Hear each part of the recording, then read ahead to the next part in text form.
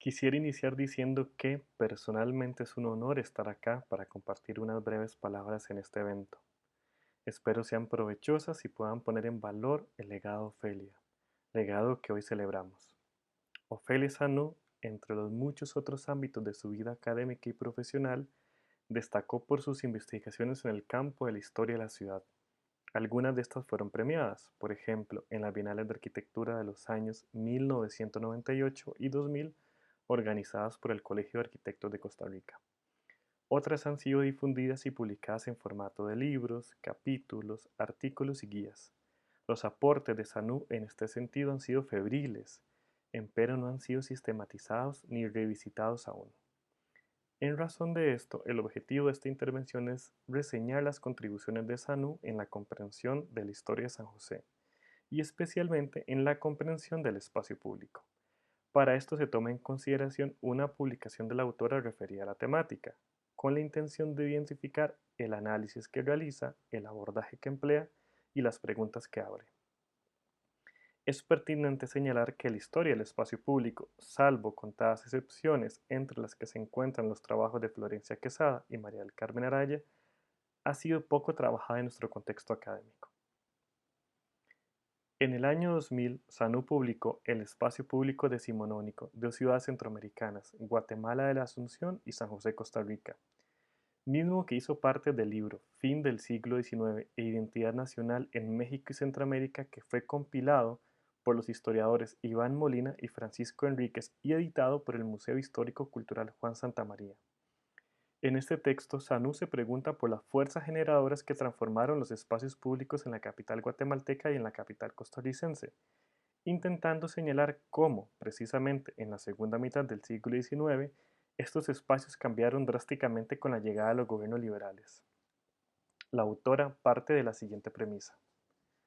Los espacios públicos, lugares colectivos y de la comunidad dejaron de ser espacios rituales y celebrativos y pasaron a ser espacios que consintieron y motivaron a Rosita la destrucción de experiencias históricas y la exclusión de grupos sociales para lograr una ciudad ordenada y limpia. Cierro cita. Con esto en mente, Sanur realiza un estudio comparativo de ambas ciudades, valiéndose de una extensa revisión de bibliografía especializada, particularmente de textos afines a la historia cultural, y además de relatos de viajeros extranjeros que recorrieron los dos países. Ahora bien, para el caso de San José, Sanú se encarga primero de revelar las modificaciones que tuvieron las plazas desde inicios del siglo XIX, fecha en la que se terminó de consolidar el entramado urbano en la ciudad. Y segundo, de situar lo que ocurrió particularmente en la Plaza Central, Plaza Mayor o también conocida como Plaza Principal. En esta, muestra la autora, se realizaban con frecuencia diversas actividades honoríficas de naturaleza religiosa y militar, actividades divulgativas y administrativas de los gobiernos inicialmente coloniales y luego republicanos, y seguramente las más representativas y multitudinarias actividades de compra y venta de productos para el abastecimiento semanal. Es acá precisamente donde Sanu muestra que los gobiernos liberales provocaron unas disgregaciones espaciales. Abro cita. La plaza principal de San José dejó de ser la plaza de armas y de mercado para convertirse en un bello parque rodeado de una hermosa verja de hierro forjado en la década de 1870. La plaza principal se convirtió en un espacio público controlado, de donde se trató de excluir la presencia de algunos grupos sociales en aras del ornato y el saneamiento del corazón de la ciudad. Cierro cita. Cabe resaltar que la plaza principal, esa suerte de ágora popular, se había convertido a mediados del siglo XIX en un problema higiénico, moral y estético para las élites josefinas. La vida efervescente, que de manera detallada retrató el escritor Manuel González de León, Magón, fue considerada retrógrada y obstaculizante para la anhelada urbanidad y civilizatoria. La plaza no encajaba en una San José que se veía reflejada en el espejo de las grandes capitales europeas. Por esto, y desde 1860 y durante varias décadas se realizaron cambios que afectaron, por un lado, la sencilla arquitectura que tenía la plaza, un espacio abierto y despejado, y por el otro, que afectaron las prácticas sociales de encuentro horizontal que en ella ocurrieron. En este periodo, en términos de infraestructura, se instaló una reja de metal ornamental alrededor de la plaza, se arborizó de manera parcial y cuadrante y se colocó una fuente de hierro importada de Inglaterra. Con el tiempo se creó un diseño jardinado con pasillos internos, mobiliario, kioscos y otros elementos propios de una ciudad elegante, prístina y exclusiva. También existieron modificaciones normativas, como la creación de un conjunto de prohibiciones que impidieron la realización del mercado sabatino. Esto finalmente provocó que los usos del espacio público cambiaran, premiando nuevas prácticas asociadas a la cultura aristocrática, por ejemplo, la contemplación, la reunión, el ocio y el disfrute. La transición de la plaza al parque no estuvo aislada y fue parte de un proceso mayor de transformaciones urbanas. De manera simultánea ocurrieron otros cambios promovidos y justificados en aras de mejorar la vida de la población y que mostraron los efectos del llamado urbanismo burgués. Respecto a lo anterior, Sanu argumenta, abro cita, las contradicciones entre las acciones y las premisas de los gobiernos liberales que proclamaban un orden social y un espacio público más democrático se reflejaron en una marcada segregación social de los espacios públicos diseñados en las postrimerías del siglo XIX.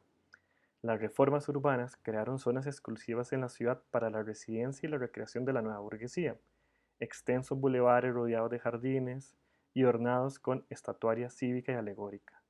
Los nuevos y antiguos barrios populares no se beneficiaron con los servicios de alcantarillado, agua potable, macadamización de las calles, iluminación y ornato.